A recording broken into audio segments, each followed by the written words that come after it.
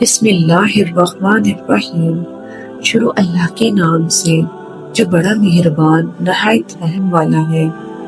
جنات ہمارے گھروں سے چوری کیسے کرتے ہیں؟ ہمارے اشیاء خردنوش کو جنات کیسے چراتے ہیں؟ اور وہ کون سے عمل ہیں جن کے کرنے سے شیاطین سے بچا جا سکتا ہے؟ حضرت ابو الاسود ولی رحمت اللہ علیہ فرماتے ہیں، میں نے حضرت معاذ بن جبل رضی اللہ تعالی عنہ سے گزارش کی کہ آپ مجھے اس شیطان کا قصہ سنائیں جس کو آپ نے گرفتار کیا تھا، تو انہوں نے فرمایا کہ مجھے جناب رسول صلی اللہ علیہ وآلہ وسلم نے صدقات مسلمین کا نگران مقرر فرمایا، تو میں نے ان کھجوروں کو ایک کمرے میں رکھ دیا۔ پھر میں نے دیکھا کہ کھجوریں کم ہو رہی ہیں، تو میں نے جناب رسول صلی اللہ علیہ وآلہ وسلم کو اس کی اطلاع کی، تو آپ صلی اللہ علیہ وآلہ وسلم نے ارشاد فرمایا کہ یہ شیطان ہے جو کھجوریں اٹھا رہا ہے۔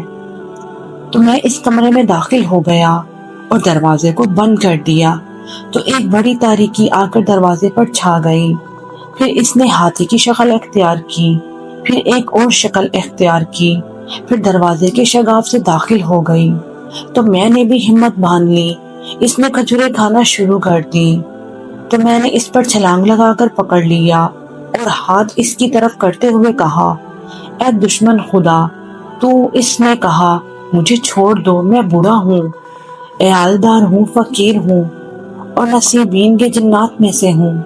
اس بستی میں جس میں تمہارے نبی معبوس ہوا ہے، پہلے ہم رہا کرتے تھے، جب ان کو معبوس کیا گیا تو ہمیں یہاں سے نکال دیا گیا، تم مجھے چھوڑ دو، میں تمہارے پاس کبھی نہیں آؤں گا۔ تو میں نے اس کو چھوڑ دیا۔ جناب نبی کریم صلی اللہ علیہ وآلہ وسلم کی خدمت بابرکت میں حضرت جبرائیل تشریف لائے اور اس واقعے کی اطلاع فرما دی، تو آپ صلی اللہ علیہ وآلہ وسلم نے صبح کی نماز پڑھائی، پھر ایک منادی نے ندا کی کہ معاذ بن جبل رضی اللہ تعالی عنہ کہاں ہیں؟ تو میں اٹھ کھڑا ہوا، تو آپ صلی اللہ علیہ وآلہ وسلم نے فرمایا وہ دوبارہ آئے گا، تم تیار رہو۔